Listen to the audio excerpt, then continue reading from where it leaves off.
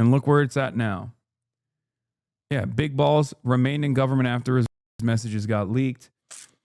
I think they just don't care. I think people don't care, especially because the administration is openly putting to policy what these opinions actually are behind closed doors.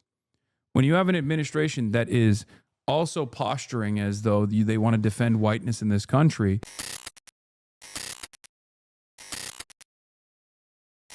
Vance just defended the group chats. Republicans never apologize for anything.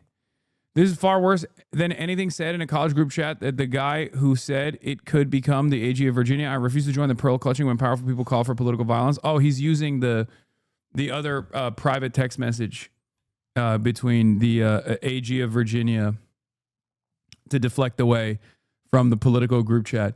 Speaking of group chats, JD Vance is a big group chat boy. He has been in those group chats with a bunch of fucking groypers. And who knows what the hell he said, to be fair, in those group chats. We know some of the things that he has said. It is, he was in that one? Oh, he was. Okay. Breaking New York Times said, Israel said Hamas violated the new ceasefire deal. We already covered that. Here's the Politico thing. Okay. Exclusive. Thousands of leaked messages show leaders of young Republican groups joking about gas chambers, slavery, and private Telegram chat. Inside the rising GOP leaders' chats obtained by Politico spanning more than 7 months. I will be honest. I don't think this kind of stuff has motion anymore. I don't think people care. It's the least surprising thing of all time. But you have to remember, this kind of stuff only mattered if people in positions of power actually had a sense of dignity and shame. On the Democratic Party side, I think there is still some semblance of dignity and shame, or at least like an aesthetic posture towards dignity and shame, which they often weaponize against their enemies, or try to weaponize against the Republicans. It doesn't work, but they try to weaponize against like their left flank, and it does kind of work because the left is the only suckers in the game that are super predisposed to not understanding like the complexities of human beings and will measure you on the virtues of like what you represent in that immediate moment. But even when it goes above and beyond, when these guys are actually playing out these desires that they joke about in group chats, I just don't think that it works anymore. I think it just, especially for the right, it does not work. I guarantee everyone in that group chat knows who you are and hates you. Oh, for sure. These are the extremely online young Republicans. Of course they hate me. It's just this kind of stuff. Do you want to know why this kind of stuff doesn't matter? Everyone that votes no is going to the gas chamber. When did we bring that site out? You're giving nationals too much credit and expecting the Jew to be honest. You want to know why this kind of stuff doesn't work? Because all of the forces that even remotely acted as though they care about anti-Semitism have in the last 2 years shown their true face, which is that they only care about anti-Semitism accusations as long as they can weaponize that against people who are anti-Israel. Okay? Bro, we got other leaks. Satellites are leaking the world's secrets, calls, texts, and military and corporate data. With just $800 in basic equipment, researchers found a stunning variety of data, including thousands of T-Mobile users' calls and texts, and even the U.S. military communications sent by satellites unencrypted. Oh my God, that's amazing. Anyway, the other reason why this stuff doesn't matter anymore is because of the weaponization of shamelessness demonstrated by the Republican Party. And last but not least, look at Twitter. This kind of communication is no longer just done in private chat groups that actually showcase people's secret opinions. People say this stuff publicly and get hundreds of thousands of views on Twitter. The permission structure for neo-Nazi sentiment has expanded. The permission structure for being a reactionary has expanded dramatically. Okay? A part of that, and I think about this all the time, a part of that I think is just the way we communicate and the way we spend time online. As more and more of our interpersonal communication development actually takes place in an environment that is utterly removed from like your all of the other markers of what makes you a human being, where you can't tell if the other person on the other side of the screen is actually a fully fleshed out adult with a fully functioning brain or an absolute sociopath. You end up assuming neutrality across the board. You end up assuming, I think, that the person that you're communicating with online is is basically you on the other side. Like their background resembles you to a certain degree. Sometimes I'm reminded that that is not the case when, I don't know, one of these like Twitter accounts will be like, I'm 21, or they'll talk about like age gap relationships or something. Like a political account that I follow will talk about like age gap relationships. It'll be like a 23-year-old and a 20-year-old should never date. And I'm like, oh my God, you're literally a child. Like that's when I remember that like I'm getting information from an actual child. Okay. And I think this environment, the way that we, the more we communicate almost exclusively online, the more vicious we become as well. And I'll give you one example of this, right? I think you're wrong. This still does matter in political circles. I believe all but one of the people mentioned in this article have been fired from their jobs or resigned. We're not at peak acceptance of this garbage and shamelessness yet. Scary, it could get worse. Maybe. But I think if that was the case, Turning Point USA would have been shuttered a long time ago, especially considering that this is exactly what TPUSA used to do all the time. And look where TPUSA is now. Charlie Kirk just got a posthumous Medal of Honor today. And for years and years and years, we saw Turning Point USA for years and years, we saw Turning Point USA get this kind of coverage over and over again. And look where it's at now. Yeah, Big Balls remained in government after his messages got leaked. I think they just don't care. I think people don't care, especially because the administration is openly putting to policy what these opinions actually are behind closed doors. When you have an administration that is also posturing as though they want to defend whiteness in this country, yeah, of course the people that are champions of that cause behind closed doors are going to be even more gross, okay? This is what I mean when I say that the permission structure has expanded so dramatically on the right.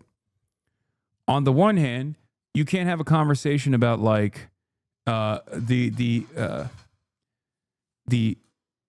violent retaliation to the endless amounts of violence that colonial subjects receive without being branded a terrorist. It's completely unacceptable. You can't say that. You can't even say that like Hamas is a national emancipatory group and has no like jihadist or Salafist ambition beyond that without being branded a terrorist. But on the other hand, you could just literally talk about like you can't trust Jews. As long as you're pro-Israel, you can say that. You can say, great, I love Hitler.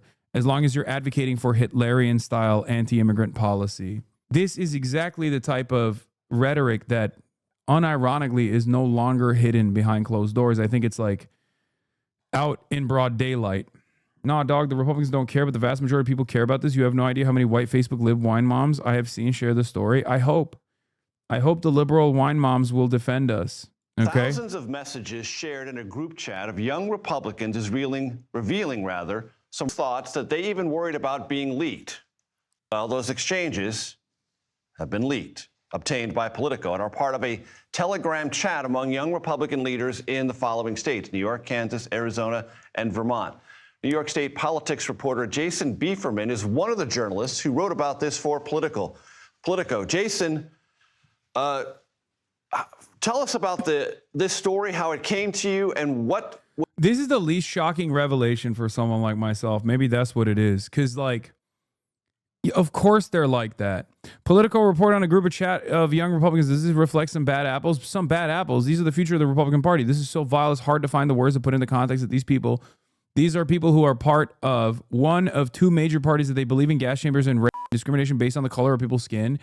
And for me, when I hear stuff like this, I'm like, have you seen the Republican Party's policies?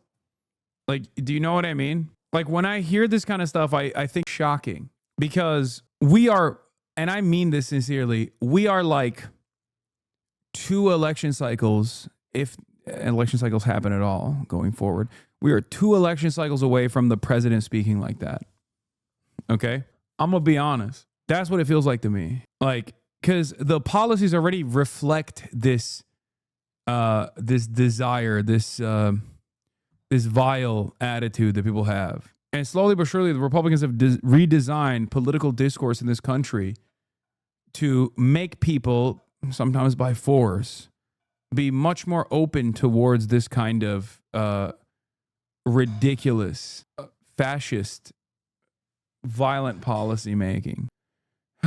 For us, it's a fork found in the kitchen moment, but for people who are less tapped in, it genuinely is upsetting to see. It's also especially insane because people in the older generations, especially older libs, don't see people in Gen Z and Gen Alpha talking like this because they see the younger generation as a hopeful generation that will fix everything.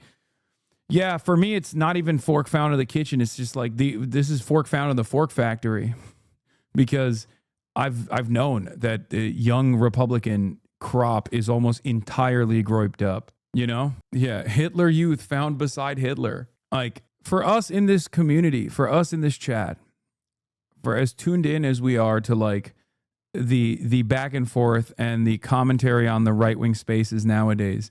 Does this come even remotely as a surprise to you that a group chat of young Republicans leaked and it reflects the virtues, the values that you see from young Republicans that publicly posture in this way all the goddamn time? For me, I'm like, yeah, of course they're saying this shit. Of course they are. This is what they openly say as well, oftentimes under the guise of anonymous accounts. Oh, yeah. Speaking of fork found in the kitchen, breaking: MAGA pastor who wore Charlie Kirk's freedom shirt and sermon arrested for soliciting minors and distributing child sex abuse images.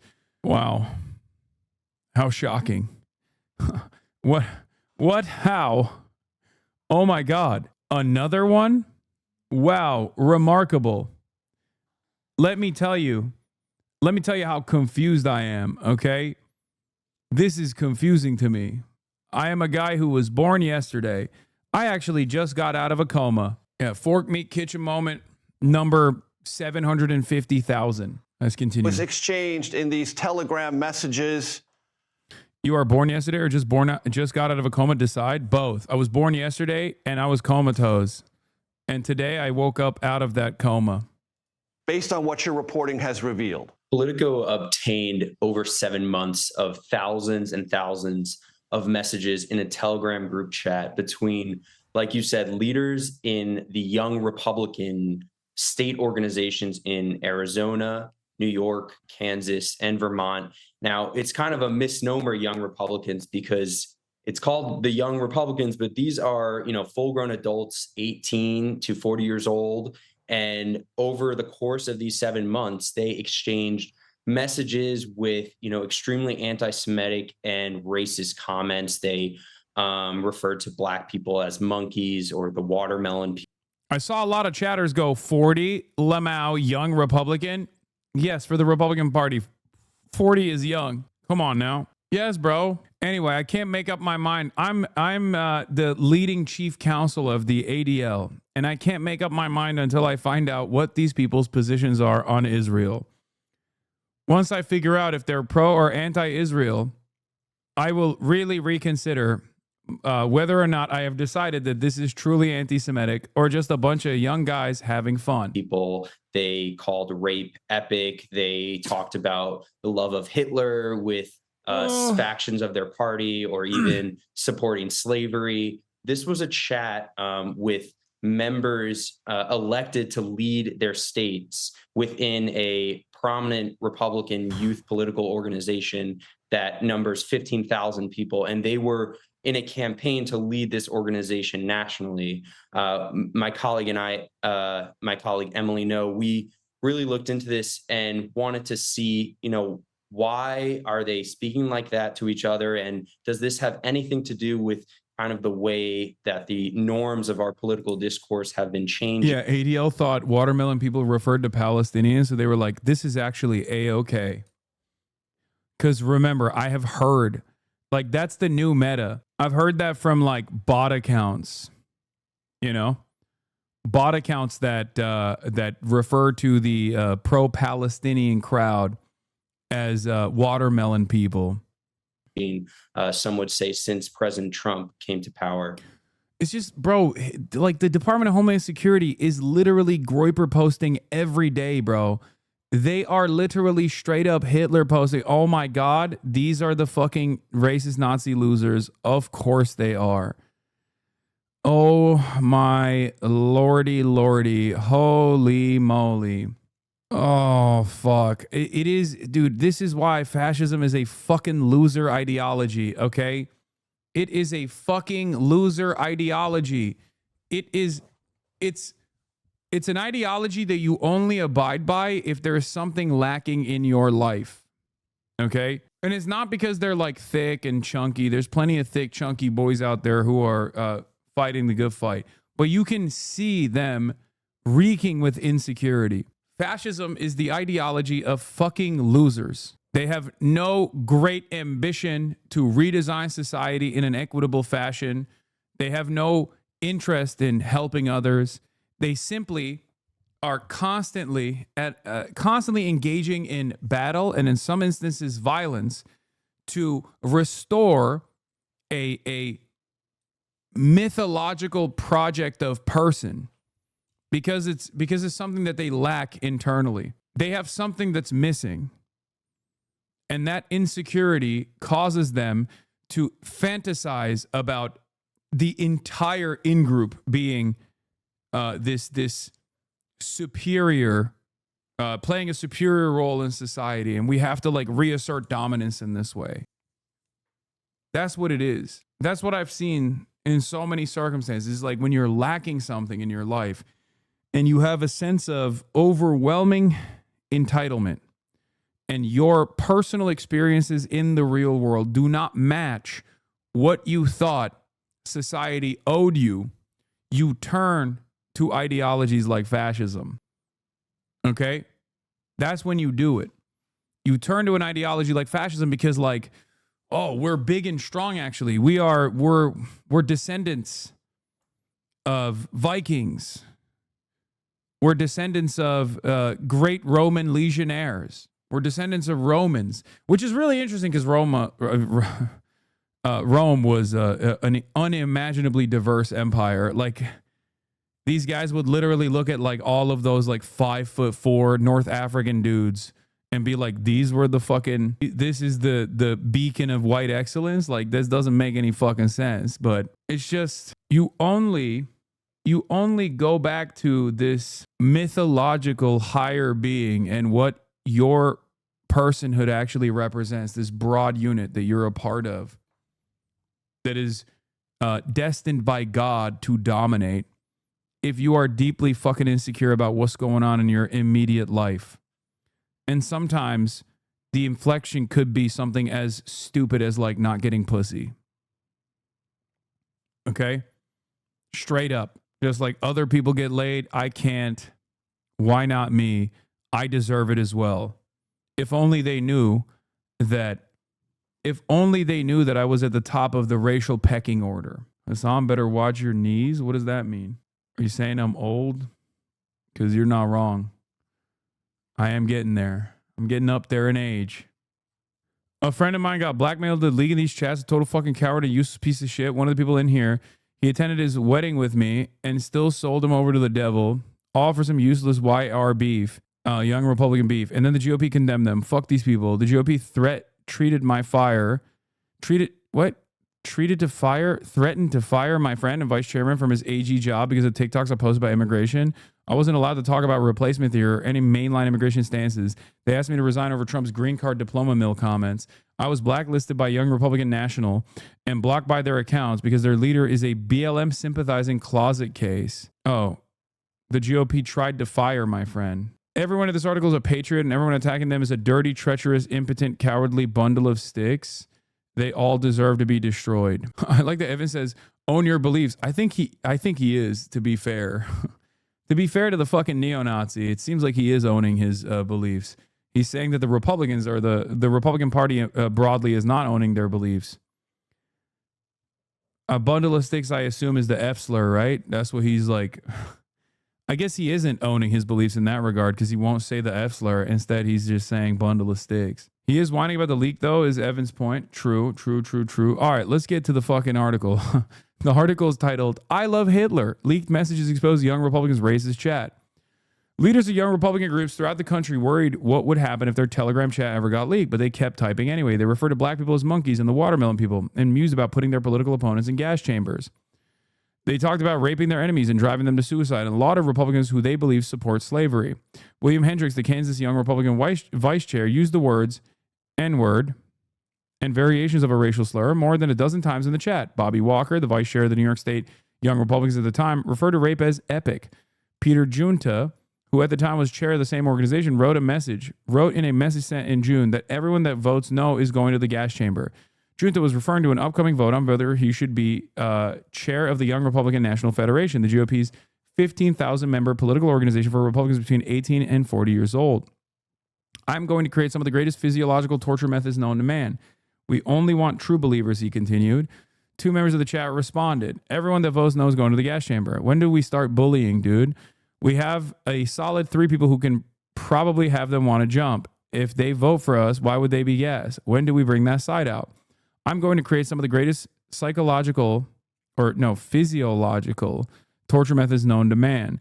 We want only true believers. Can we fix the showers? Gas chambers don't fit the Hitler aesthetic. I'm ready to watch people burn now. We got to pretend that we like them. Hey, come on in. Take a nice shower and relax. Boom. They're dead. Gas chambers is his Dutch oven. He's gonna fart and put the covers over their heads so hard that the person is gonna be driven to suicide. Also, it doesn't make sense. Gas chambers absolutely fit the Hitler aesthetic. What is this guy saying? Not to be that guy, but like, is that just like, is he also like denying the Holocaust while demanding more of it? Because it kind of feels like it, where he's literally, he goes, can we fix the showers? As in like, you know, it's like a common Holocaust denial, while simultaneously, like guess he wrote that. Next sentence reveals the statement. Can we fix the showers? Gas chambers who don't fit the Hitler aesthetic. Joe Maligno, who previously identified himself as general counsel for the New York State Young Republicans, wrote back. He just thinks that they only use shower traps and not actual gas chambers because he's historically illiterate. I'm ready to watch people burn now. Annie K. Katie. That's what Annie K. Katie? New York's National Committee member said. The exchange is part of a trove of Telegram chats obtained by Politico and spanning more than 7 months of messages among young Republican leaders in New York, Kansas, Arizona, and Vermont. The chat offers an unfiltered look at how a new generation of GOP activists talk when they think no one is listening. Since Politico began making inquiries, one member of the group chat is no longer employed at their job, and another's job offer was rescinded. Prominent New York Republicans, including Representative Elise Stefanik and State Senate Minority Leader Rob Ort, have denounced the chat. And festering resentments among young Republicans have now turned into public recriminations, including allegations of character assassination and extortion. The 2,900 pages of chats shared among a dozen millennial and Gen Z Republicans between early January and mid-August chronicled their campaign to seize control of the National Young Republican Organization on a hardline pro-Donald Trump platform. Many of the chat members already work inside the government or party politics, and one serves as a state senator. Together, the messages reveal a culture where racist, anti-Semitic, and violent rhetoric circulate freely, and where the Trump-era loosening of political norms has made such talk feel less taboo among those positioning themselves as the party's next leaders. The more the political atmosphere is open and liberating, like it's been with the emergence of Trump and more right-wing GOP even before him, it opens up young people and older people to telling racist jokes, making racist commentaries in private and in public, said Joe Fagan, a Texas A&M sociology professor who has studied racism for the last 60 years. He's like, I've been studying racism for the last 60 years, and let me tell you, okay, shit's gotten so much more open, which is ironic because that's literally what I've been saying. So I guess you don't have to be a fucking professor of racism to recognize this, okay? This man is a professional racist. This man is a doctor of racism, okay? It turns out your boy, your dumb fuck favorite Twitch streamer, also has a doctorate in racism, maybe a PhD. I'm an engineer of racism. This is Annie Kate. Annie K. Katie, Bobby Walker, and Peter Junta and Joe Maligno are the ones that talk shit in here, lol. What's up with young Republicans, bro? They always look the same way. What is this aesthetic? Anyway, but yeah, see, look, young people and older people use the expanded permission structure of jokes or racist quips left and right in an effort to normalize this kind of behavior, normalize this kind of attitude. And that normalization also obviously revolves around the policy making apparatus. In the past, Republicans used to still have racialized policies. That much is true, right? But nowadays, they also openly say that they're doing this for racial animus. And the more this becomes commonplace, I think the more it softens people's approach. The more it makes people, the more it makes people feel comfortable with this kind of approach. He's also concerned that the words would be applied to public policy. It's chilling, of course, because they will act on these views. Except, unlike Joe Fagin, I am not a professor of racism for the past 60 years. I'm a professor of racism for the past 34 years. Okay? And let me tell you, they've already been applying this stuff. They're just getting more ruthless openly and also communicating the ruthlessness of these policies without trying to even shelter the broader public from the racialized element. There will come a point when I think you no longer actually fear that you no longer actually fear to be called a fascist, and you wear it as a badge of honor. The dynamic of easy racism and casual cruelty played out in open, dark, vivid fashion inside the chats where campaign talk and party gossip blurred into streams of slurs and violent fantasies. The group chat members spoke freely about the pressure to cow to Trump to avoid being called a rhino, the love of Nazis within their party's right wing, and the president's alleged work to suppress documents related to wealthy financier Jeffrey Epstein's child sex crimes. Trump's too busy burning the Epstein files, Alex Dwyer, the chair of the Kansas Young Republicans, wrote in one instance. Dwyer and K. Katie declined to comment. Maligno and Hendricks did not return requests for comment, but some involved in the chat did respond publicly. Junta claimed the release of this chat is part of a highly coordinated year-long character assassination led by Gavin Wax and the New York City Young Republican Club, an allusion to a once obscured internecine war that is now spilled out into the open. These logs were sourced by way of extortion and provided to Politico by the very same people conspiring against me, he said. What's most disheartening is that despite my unwavering support of President Donald Trump since 2016, rogue members of his administration, including Gavin Wax, have participated in this conspiracy to ruin me publicly simply because I challenged them privately. Wax, a staffer in the Trump State Department, formerly led the New York Young Republican Club, a separate city-based group that is at odds with the state organization, the New York State Young Republicans. He declined to comment. Despite his allusions to infighting, Junta still apologized. I am so sorry for those offended by the insensitive and inexcusable language found within the more than 28,000 messages of a private group chat that I created during my campaign to lead the Young Republicans, he said. While I take complete responsibility, I have had no way of verifying the accuracy and am deeply concerned that the message logs in question may have been deceptively doctored. At least one person in the Telegram chat works in the Trump administration, Michael Bartels, who, according to his LinkedIn account, serves as a senior advisor in the Office of General Counsel within the U.S. Small Business Administration. Bartels did not have much to say in the chat, but he didn't offer any pushback against the offensive rhetoric in it either. He declined to comment. He's probably thinking, oh my God, thank God I didn't say shit in there, bro. Oh my Lord. Also, are you fucking Michael Burgles? What are these names, man?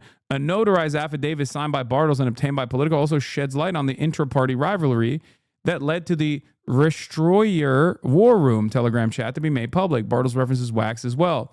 He wrote that he did not give Politico the chat and that Wax demanded in a phone call that he provide the full chat log. When I attempted to resist that demand after providing some of the requested information, Wax threatened my professional standing and raised the possibility of potential legal action related to an alleged breach of non-disclosure agreement.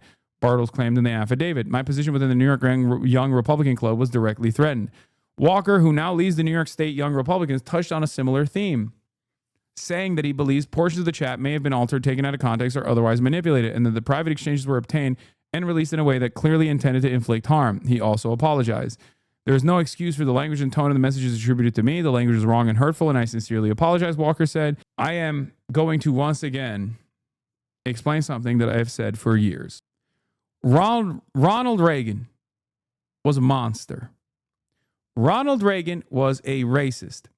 Ronald Reagan openly advanced racist policies both at the governor's office and as president. Okay? But liberals still revere him.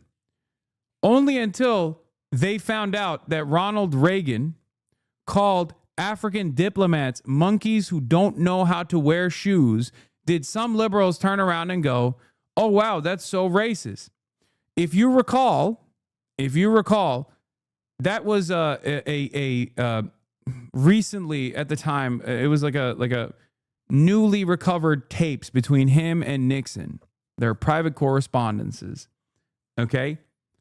And liberals were like, oh my God, I can't believe how racist Ronald Reagan is. And it's like, dude, look at his policies. Of course he's fucking racist. What are we talking about?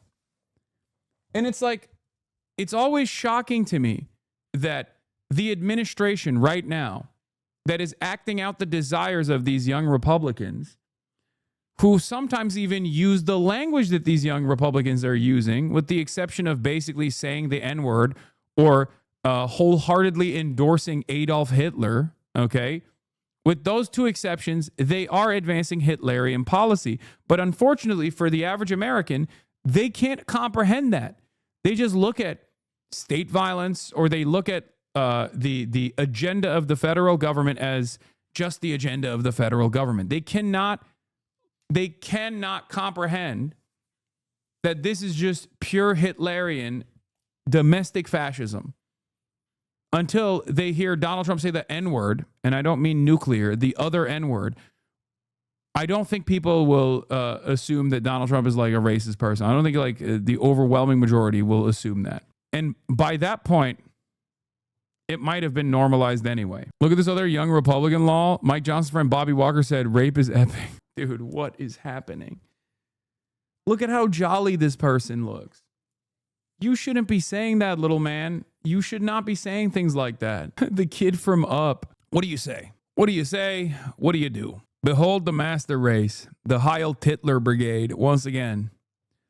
Fucking awesome. That dude sounds like this when he walks. Bum-ba-dum, ba-dum, ba-bum-ba-dee, bum-ba-dum. Bum-ba-bum-ba. It's just like, I don't know. I have a lot of opinions on this.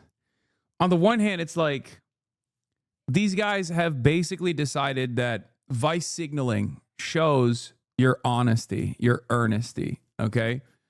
And I don't think a lot of people understand that. On the Republican side, they have fully adopted villainous behavior, okay? They see that as being real. And I'm afraid that even a lot of normies who get brain broken by correspondence online also kind of feel that way. This is something that I criticized a while back when people would come after me and Pokey and be like, you guys are, you know, Disney streamers, right? You're bad, you're wrong. And it's like, and I think a part of that was because like people on the other hand who like present themselves as like bad dudes or advocate for awful shit or make edgy jokes, those people were seen as like honest. Those are content creators that were being real, right? Because on the internet, it's very difficult to figure out if the person that is on the other side of the screen is being a real one, right? So most people assume that any sort of graciousness, any sort of open-mindedness, it immediately means you're being fake, you're being phony, you're just fake nice, you're fake nice, you're fake nice. You couldn't possibly be real nice. And it's really interesting because no matter how evil someone is on the internet, no matter how evil they present themselves on the internet, in the real world, they would never in a million years behave that way. Okay? That's the difference. I think we need to expand on that, right? We need to think about that. You wouldn't say that shit to my face. Might come across as like some truism or a trope, something silly that people say. But in reality, it is actually an accurate reflection that we are much more mean to one another. We're much meaner to one another on the internet as opposed to in the real world. Because there are so many other factors in the real world that come into play when you can actually hurt someone, both physically or mentally, when you can watch their anguish. All of a sudden, when you're not anonymous, the way that you approach people changes dramatically. You become an infinitely kinder person. Okay? The real world has real world consequences. I say this as someone who does not have any sort of anonymity in my life. I say this as someone whose every single action is constantly placed under a microscope by people who are heavily scrutinizing it specifically so they can present me as a bad person. Okay. So I live at that intersection of like being a real human being on the internet with my fucking face, and I'm constantly being treated like I'm not a real human being. Okay. So I see this every day, and I think it genuinely stems from the way that online has reshaped interpersonal communications in its entirety. I think that's part of the reason why people feel much more confident expressing these sorts of desires in private group chats, and maybe even feel confident expressing these sorts of desires in the form of white nativist policy and in the ways that they promote it openly on the internet. I guess this is the longest way to say the internet is making us more mean. Okay? Mixed into formal conversation about whipping votes, social media strategy, and logistics, the members of the chat slung around an array of slurs, which Politico is republishing to show how they spoke. Epithets like the F slur, R-worded, and the N-word, soft A, appeared more than 251 times combined. In one instance, Walker, who at the time was a staffer for ORT, talked about how a mutual friend of some in the chat dated this very obese Indian woman for a period of time. Ginta responded that the woman was not Indian. She just didn't bathe often. Samuel Douglas, a state senator from northern Vermont, the head of state's Young Republicans, replied to Ginta. What's crazy about it is like, what's crazy about this anti-Indian hatred is that like for the longest time, this kind of like anti-Indian sentiment was fairly limited, I would say, in like mainstream discourse, because in comparison to Canada or in comparison to the UK, there's just not a lot of like Indian people or Pakistani people in America as a significant minority population. I feel like they learned this shit from the European races.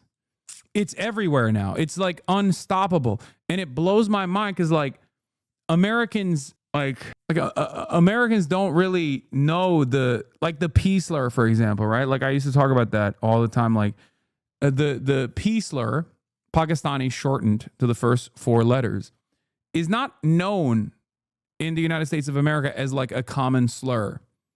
And it's really interesting because it's so not known as a common slur that like I think George W. Bush once famously said it and didn't realize that he was saying a slur and had to apologize for it. Whereas in Canada or in other places, in other British colonies, where there is a higher density of brown migrants, specifically from places like India and Pakistan, that is like a slur that people know. And it's a big no-no. It's very interesting. I guess what I'm trying to say is the racism doctorate recipient here is that Americans have advanced on their racism. And you're confusing George Bush with KSI? No, dude. Act presidential, the linguistic faux pas, an embarrassment. In yesterday's speech advocating for peaceful negotiations between longtime rivals India and Pakistan, President Bush stressed that the U.S. is working hard to convince both the Indians and the bleep that there's a way to deal with their problems without going to war. The White House said Bush had no idea the P word was considered an ethnic slur. Yeah, that's a fucking lie. No, dude. Dude, come on. Why would you believe that? Because I know how fucking stupid George W. Bush is. And I think some of you are too young. That's how his advisors spoke? Maybe. But I think George W. Bush is notoriously fucking stupid. This is probably true. It's unlikely that Bush would want to upset Pakistan given its importance to the cause of the moment. However, Bush's offhanded, if unwitting insult, the White House's subsequent dismissal of it, and the fact that the whole ordeal was largely ignored by the American media will only worsen the United States' already lousy international sensitivity record. Yeah. The reason why they largely ignored this is because in America, people don't fucking know that as like a slur. That's probably the reason why they largely ignored it. Anyway, the broader point that I was trying to make is that like Americans don't know this because Americans don't have didn't have the advanced racism of other British colonies, especially against, like, this doesn't mean that there wasn't anti-Indian hatred, for the record. Make no mistake. Of course there was. But it was like making fun of Indians for owning 7-Elevens or something. You know what I mean? It wasn't like as advanced as the Euro-style anti-Indian hatred is. I'm Pakistani American, and most other Pakistanis I know didn't even know it was a slur at all. Yeah. In America, the most common form of racism I feel like that Indians experienced was when people asked them if they're a 9/11 brown person or a 7/11 brown person. Like that was what they would that's what they would say. Americans, I'm trying to explain, are indiscriminate in their discrimination. Okay, they're not very. They don't have the advanced mind of a Euro style racist, if that makes sense.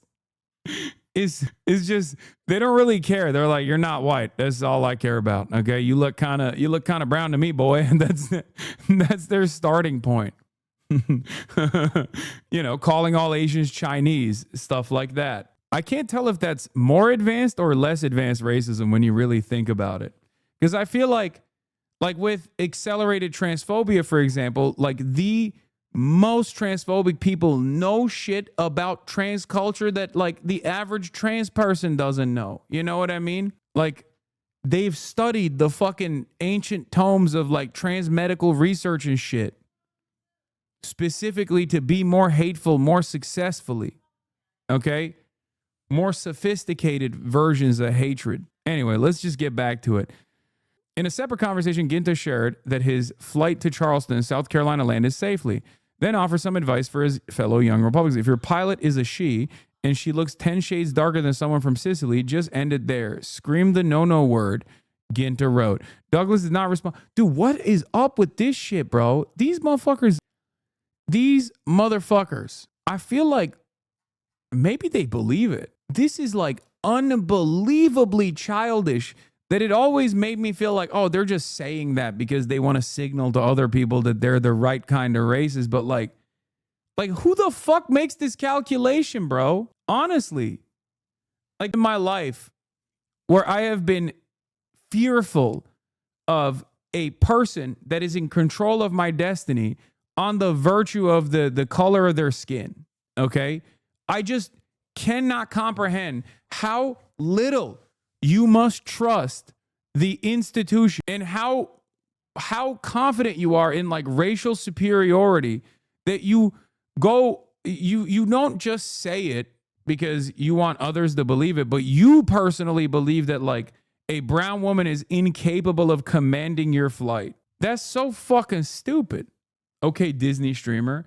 No, I think this is being a dumbass. Like, this isn't a virtuous position, man. Like, I need you to understand something. I'm not being like, oh, look at how woke I am. I don't get scared when a fucking brown woman is my pilot. Like, that's a psychotic thing to even say. Okay? Like, that's not a demonstration of virtue. Okay? That's just being a normal human being who understands the unimaginable amounts of fucking training that is required for someone to become a fucking pilot to begin with. Like, I understand the background. Okay, I understand the background and what it takes to get to that point, specifically so that planes aren't fucking falling out of the goddamn sky. Whereas these motherfuckers unironically believe it seems. Like I thought that they were just saying DEI because they cynically want more white men to be in positions of power. I didn't realize that they were saying DEI because they're genuinely fearful of black and brown people because they genuinely believe black and brown people are inferior. I thought they just kind of cynically said that. Does that not make sense to you? Do you like it's just I feel like this is sorry, not being a fucking dumbass is woke. Yeah, literally. I guess that's where we're at now. Oh my God. You're fucking virtue signaling because you're not the stupidest person I've ever encountered in my entire life. In a statement, Ort called for members of the chat to resign. I was shocked and disgusted to learn about the racist, anti-Semitic, and misogynistic comments attributed to members of the New York State Young Republicans, Ort said. This behavior is indefensible and has no place in our party or anywhere in public life. Really? Because this statement right here was very famously channeled by a posthumous Medal of Honor award recipient that got a Medal of Honor after his untimely demise today. His name was Charlie Kirk. Maybe he didn't say it like this, but he said things, you know, in that same field. Oh, Medal of Freedom. Sorry, not Medal of Honor. Yeah, Charles James Kirk. Medal of Freedom recipient. Not Medal of Honor. I apologize. Medal of Freedom. Charlie wasn't a vet. Listen, are we that far removed from giving a non-military member a Medal of Honor? for being racist, you know, especially considering how he passed away. I feel like that's something that the Trump administration could have entertained, I think. Notable, in light of many revelations in Politico's report, subjects direct ties and endorsements from Charlie Kirk's TPUSA operations / operatives and contrived public concerns about rhetoric from the left. Video, Roger Stone, the day before the 2020 election, more below. Yeah, I'm proud to have supported Peter Ginta, the real chairman of the YRNF. Having a hell of a time in Nashville with Peter Ginta, Tex Pileski. Like, these guys are all intertwined with all of these other... These guys are all mixed and mashed in all of the National Republican Party political machine. The whole thread ties in. While shocking, this is unsurprising and was foreseen by many who closely follow campus conservatism and the like, and the sort of people recruited and fostered by that whole industry. More below. There are threads, have numerous related receipts, pictures. Holt's observation from 3 years ago. This is Jared Holt, who used to be at Right Wing Watch. I don't know where he is now. Leader of one of the most powerful GOP youth orgs today returns to Twitter the post, Great Replacement Theory, light to his 1.7 million followers. Oh, 2022. Remember 2022 when woke was still alive, chat? And we would say, oh my God, these guys are saying great replacement stuff. That's scary. That's Nazi rhetoric. Nowadays, that's just fucking policy. This is what I mean. Woke is so dead. Oh my God, woke is so dead. Yeah, Charlie Kirk. There's an undeniable war on white people in the West. Not a great political environment we've got here in the U.S. where folks like Kirk feel comfortable posting racist psychobabble like this. The representatives of the youth wing of the party have become overtly Hitlerian, and that is reflected in the overtly Hitlerian policy of the administration. That is my point. Okay? That is my point. And this didn't happen overnight.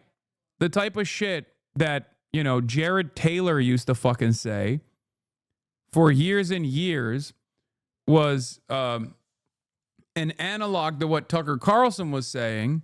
And slowly but surely, people looked at that kind of messaging and went, this is great. I love this. And the permission structure expanded day by day. Jared Taylor is a famous white supremacist.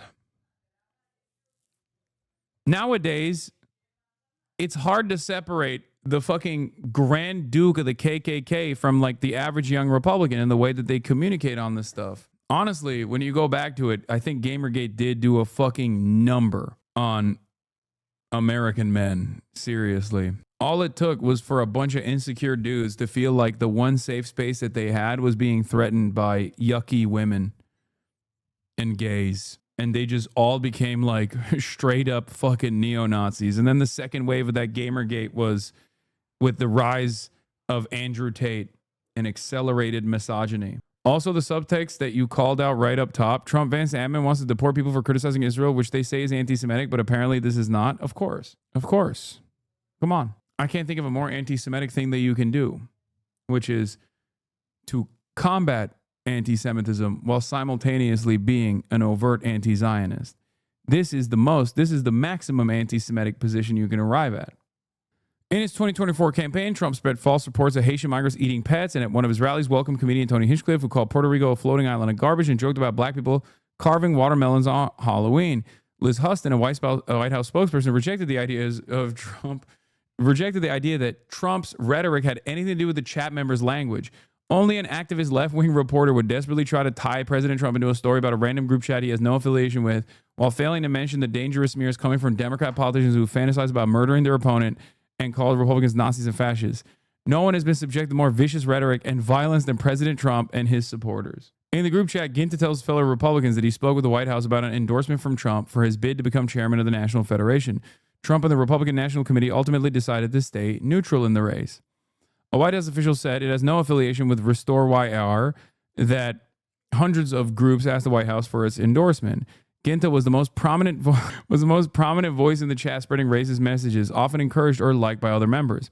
When Luke Moisman, the chair of the Arizona Young Republicans, asked if the New Yorkers in the chat were watching an NBA playoff game, Ginta responded, "I'd go to the zoo if I wanted to watch monkey play ball." Ginta else refers to black people as the watermelon people. Hendricks made a similar remark in July. Bro is at a chicken restaurant ordering his food. Would he like some watermelon and Kool-Aid with that? Bro, this is Like, I feel like this is so, like, this is either like 70-year-old racism or like a 7-year-old's racism. Like, this is not, do you know what I mean? Like, this is the type of racism that like 7-year-olds hear from their grandparents and then say in the fucking playground until, you know, they actually get into trouble. They experience their first timeout or some shit. It's so strange. Oh, you're at a chicken restaurant? What's next? Watermelon and Kool-Aid? Like, what the fuck? Hendricks was a communication assistant for Kansas Republican Attorney General Chris Kobach until Thursday. He also said in the chat that despite political differences, he's drawn to Missouri's Young Republican organization because Missouri doesn't like F slurs. Wait, this is the guy? This is Hendricks? I think if you're built like a butch lesbian that just got out of the Navy, that is now commandeering the McDonald's as the regional manager, you should be able to. It's actually fucked up because ladies who look like this are some of the kindest individuals on the planet. They're the most aggressive in defending social justice, and they have such kind hearts in general. This haircut is appropriation, though. Butch lesbians, fight back. Do not allow this. This is literally my non-binary aunt. Messed up. It's messed up. This is the built-in haircut of the most selfless lover who spends their entire lifetime rescuing former dogfighting pit bulls. Okay?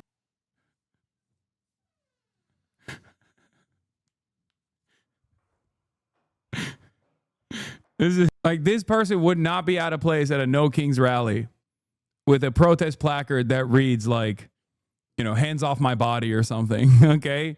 Or Orange Man is a fascist.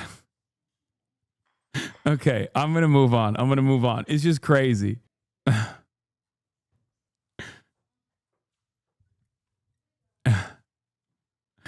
Politico reached out to Denadri Herbert, a spokesman for the Attorney General who serves the Kansas GOP chair, and shared with her excerpts of the chat involving Hendricks. In response, Herbert said, "We are aware of the issues raised in your article and that Hendricks is no longer employed in Kobach's office." Great. I love Hitler.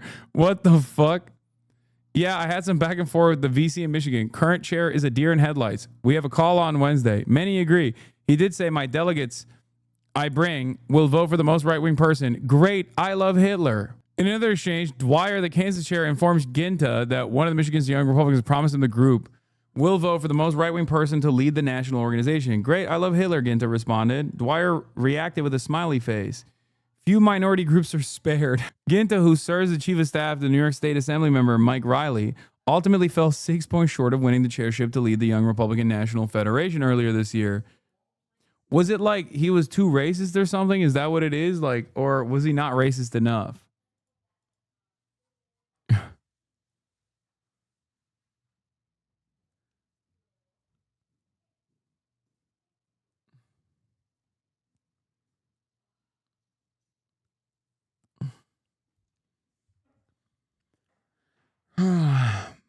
Italians spared, guys, please. I think half of the dudes saying this shit are Italian. Earlier this year, Stefanik accepted an award for the New York State Young Republicans. She lauded Ginta for his tremendous leadership in August and had her campaign and the political PAC she leads donate to that state organization.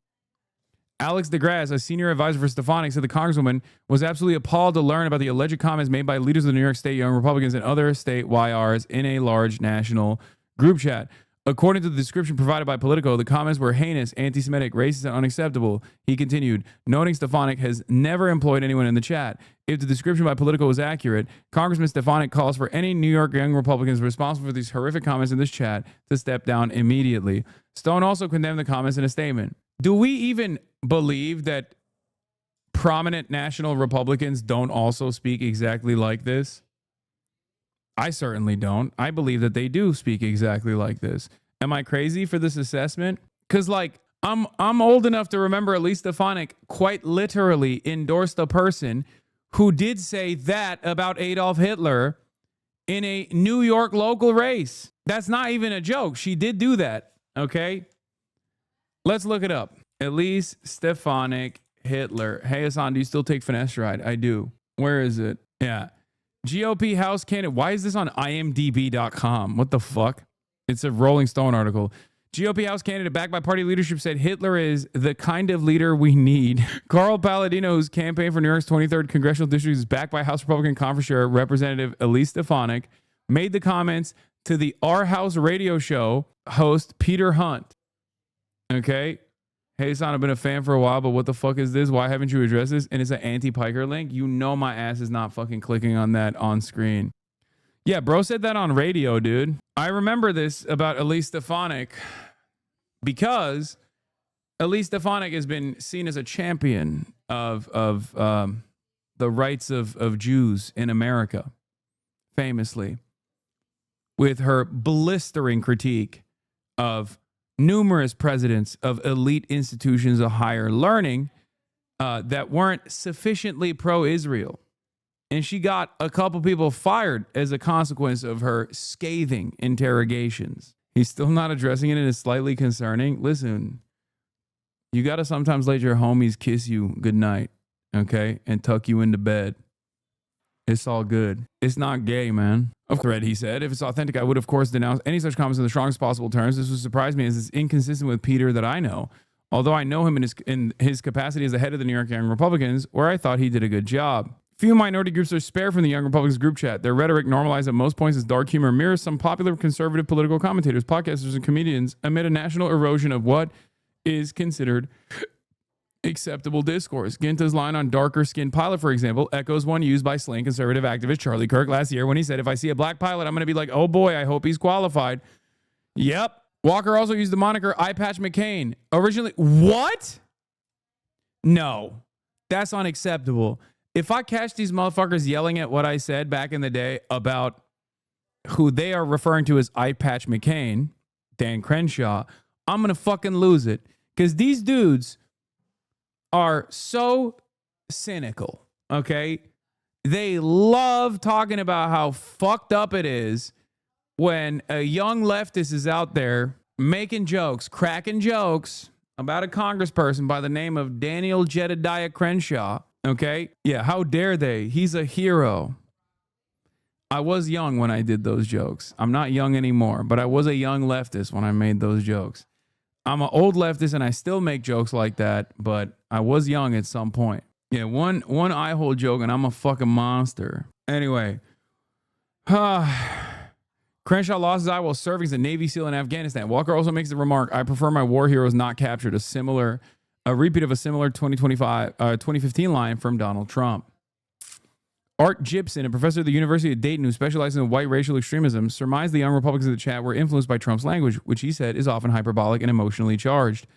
Trump's persistent use of hostile, often inflammatory language that normalizes aggressive discourse in conservative circles can be incredibly influential on young operatives who are still trying to figure out what is that political discourse, Gibson said. White supremacist symbols. Gibson reviewed multiple excerpts of the Young Republicans chat provided by Politico. One was a late July message where Moseman, the chair of the Arizona Young Republicans, mused about how the group could win support for their preferred candidate by linking an opponent to white supremacist groups. But Moseman then realized the plan could backfire. Kansas Young Republicans could end up becoming attracted to that opponent. Oh my God. Oh my God.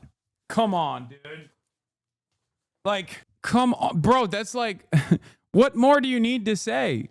That's it. That's the heart of the story. The base likes it. That's it. Can we get them to start realizing Nazi edits with her, like pro-Nazi and fascistic propaganda? He asked the group. OMG, I love this plan, Rachel Hope responded. The only problem is we will lose the Kansas delegation, Moseman said. Hope and the two Kansas Young Republicans in the chat reacted with a laughing face to the message. Hope did not respond to requests for comment. Too woke take, but I think calling Abbott Hot Wheels is bad, just like Eye Patch McCain, but I don't know. Yeah, it is a too woke take, I think. Gibson said the Young Republicans conversations reminded him of online discussions between members of neo-Nazi and white supremacist groups. You say it once or twice as a joke, but you say it 251 times, it's no longer a joke, Gibson said. The more we repeat certain ideas, the more real they become to us. Weeks later, someone in the chat saying, staying in a hotel asked the members, guess what room we're in? 1488, Dwyer responds. White supremacists use the number 1488 because 14 is the number of words in the white supremacist slogan. We must secure the existence of our people and a future for white children. And H is the 8th letter in the alphabet. And 88 is often used as shorthand for Heil Hitler. In another conversation in February, Ginta talks approvingly about the Orange County Teenage Republican Organization in New York, which appears to be part of a network of national teenage Republicans, and how he was pleased with his young members' ideological bent. They support slavery and all that shit. Mega based, he said. The term based in internet culture. I love the way that like boomers try to explain to other boomers what like internet commentary is, like internet language is. But it is pretty funny where they're like, they support slavery and all that shit. They're mega based. Yeah, man. That's a really good national campaign. Like, I think this is the type of shit that like even boomers would be disgusted by. You know what I mean? Like, that's crazy. We're not like in, I don't know, 1894. You know what I mean? Like, this is not like this is stuff that's been well established in American history at this point. Bro, what is anyone disgusted by at this point? Where is the bottom? I mean, this is not the bottom. Because remember, there's like esoteric neo-Nazi groups online that go even beyond this stuff. Give it a couple more years and you'll see where the bottom is. Except it won't be the bottom. There will always be a new bottom. Bottomless mimosas. In a statement, Orange County GOP Chair Courtney Canfield Green said the party was disappointed to learn this teen group was mentioned in the chat. Our teen volunteers have no affiliation with the New York Republicans. She said this behavior has no home within the Republican Party of Orange County. Ed Cox, the chair of the New York State GOP, also condemned the remarks made in the chat. I was shocked and disgusted to learn about these reports and comments made by a small group of young Republicans. Dude, this is how all young Republicans are. They are so unimaginably groped up. Ironically enough, Charlie Kirk was trying to pack this up to the best of his fucking ability before his untimely demise. But we already know this is exactly what young Republicans look like, because the ones that work for the Ron DeSantis team couldn't stop themselves from placing the Black Sun logo behind Ron DeSantis edits. Okay? It is so unimaginably common. Most Republicans at this stage, most young Republicans at this stage identify by these vices. Okay? They find this to be cool and based. Like they want to restore some kind of like full-blown fascist movement. Untimely? Come on, man. I mean, I can say that. That's appropriate to say. Jesus Christ. Come on, man. He was 31. He was literally like, that's ridiculous. Chill. Okay? Anyway, members of the Telegram chat speak about their personal lives too. Extensive discussions about everyday lives include one exchange about how devoutly Catholic some chat members are and how often they attend church. Many of the slurs, epithets, and violent language used in the chat often appear to be intended as jokes. Moseman was derided by members of the chat as a B word and the S word. Stay in the closet F word. Walker of New York also jested in July, though he is the group's main target for the same epithet. The group used slurs against Asians too. My people built the train tracks with the Chinese, Walker says at one point, referring to his Italian ancestors. Let his people go, Maligno responds. Keep the C words, though. In another instance, Moseman tells the group that the Spanish came to America and had sex with every single woman. Sex is gay, Dwyer writes. Sex, it was rape, Moseman replies. Epic, Walker says. I need you to understand that the age range of these people is 18 to 40 in this group chat. It's not 12 to 14, okay? It's 18 to 40. There are like, I don't know how old some of these guys are, but they're not like 16 years old in a fucking Xbox Live lobby where they're going, rape is epic, Omega based. You're cringe if you have consensual sex. Like the very fact that he said epic instead of based implies that he is at least a faillennial. Just understand that. Is a 9gag memester. It was pictured with Mike Lawler too. Another Bobby Walker photo. Dude, he is so rotund. Oh my God, he looks like Kyle Rittenhouse bass boosted. I just realized. All of these young Republicans turn into Kyle Rittenhouse. Matt Walsh coming to defend this as edgy. Virginia Attorney General candidate fantasized about murdering children, and no Democrat at any level call for him to resign or denounce him in any serious way. Meanwhile, a few college kids make edgy group jokes in a group chat, and conservatives are tripping over themselves to denounce it and disavow and call for fines and resignations. Absolutely pathetic. If you still playing by the rules the left sets, but doesn't even follow themselves, you're hopeless, completely hopeless. They called rape epic, and this proud Christian's response is to engage in whataboutism. I don't know, man. I feel a lot like this kind of shit. This kind of shit only works if the opposition party goes, you know what, you're right. Yeah, it's edgy locker room talk when it's Republicans, and it's hateful terrorist rhetoric when it's the left. And the hateful terrorist rhetoric from the left is sometimes just saying that Trump's policies are fascist. Like that's just an objective reflection of contemporary events matching up with historic patterns of fascist ideology, fascist movements. Okay? That's not terroristic threats that must be stamped out. That's just the truth. And I say this as someone who does sometimes go above and beyond with my rhetoric. Okay? Sometimes. Not all the time, but sometimes. Yeah, the real F slur is fascist. Anyway. There's more explicit malice in some phrases too, especially when they turn their ire on opponents outside the chat, such as leader of the rival Grow YR Slate, Hayden Paget, who defeated Ginta and was reelected chairman of the Young Republican National Federation this summer. So you mean Hayden? Sorry. That one caught me off guard. That one's, I'm not laughing. That's fucked up. Hayden Efsler wrote the resolution himself. Ginta asked the group about the National Young Republicans chair in late May. True. Missed opportunity to make the first name Gaydon. That's also a good one. You're not wrong. It's just, this is funny because like, if they weren't like hateful shitheads and were gay themselves, this would be perfectly appropriate language. You know what I mean? Like, this is not even remotely heinous in like the average gay Discord server like mine, okay?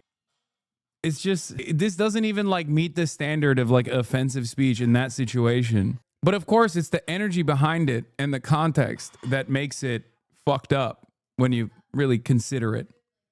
Okay? Rape Hayden Moseman. This guy, man, this guy's a real threat. Okay? This is different. This guy keeps constantly talking about raping people. I don't understand what the fuck's going on in this dude. Adolf Paget is in the F-word bunker as we speak. Paget responded to the chat's language in a statement. The Young Republican National Federation condemns all forms of racism, anti-Semitism, and hate, Paget said. I want to be clear that such behavior is entirely inconsistent with our values and has no place within our organization or the broader conservative movement. Ginta also had expletive-laden criticism of the Young Republicans in the states that were supporting or leaning towards Paget's faction.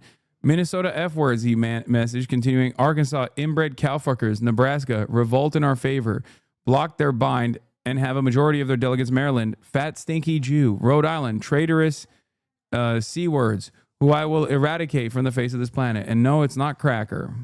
It's the one used towards women, unless you're in Australia, in which case you use it all the time. Ginta also said he planned to make one of the competing Young Republicans unalive himself on the convention floor. Dude, come on. You're dropping the fucking F slur left and right. You're calling people like stinky Jews, but you can't say kill himself? Oh my God, what is wrong with Zoomers, man? What the fuck happened?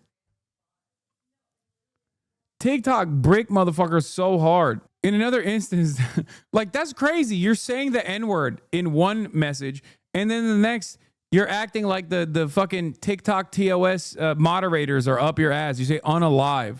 What the fuck is this? This makes no sense.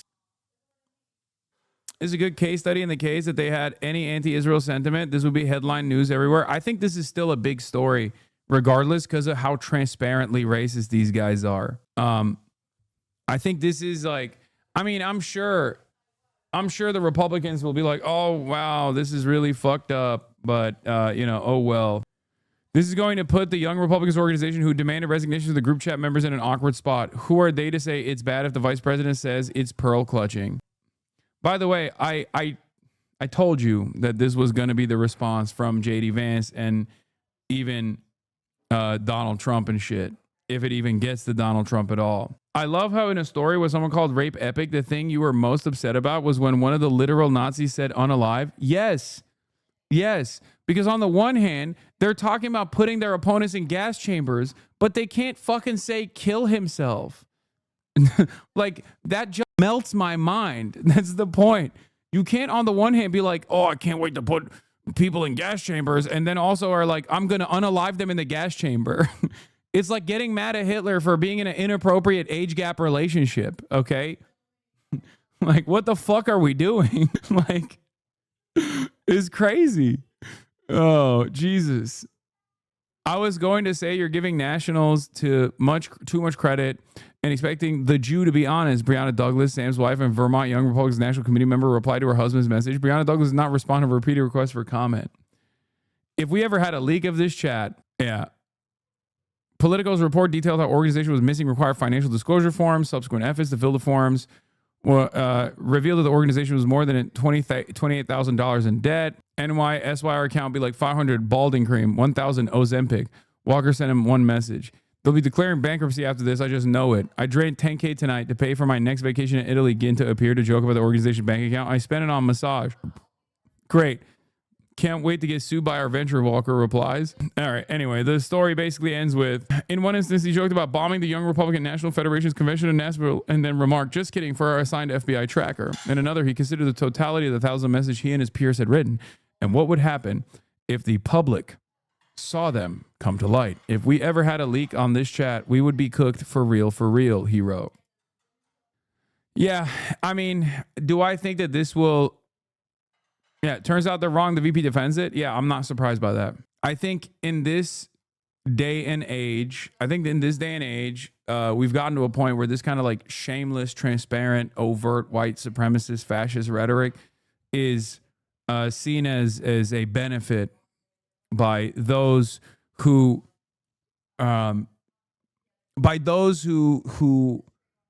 see the future of the Republican Party. Like, that's the reason why JD Vance is defending it. And the Nazi base is mad at the leaker. Seriously, fuck Gavin Wax. Should be immediately blacklisted from any political circle. Zero tolerance for friendly fire. Yeah. I mean, these are all people who voted for Donald Trump because he reminds them of their racist grandpa. No, for sure. But I think this is community organizing for the right nowadays. Okay. I think like the more transparently evil you are,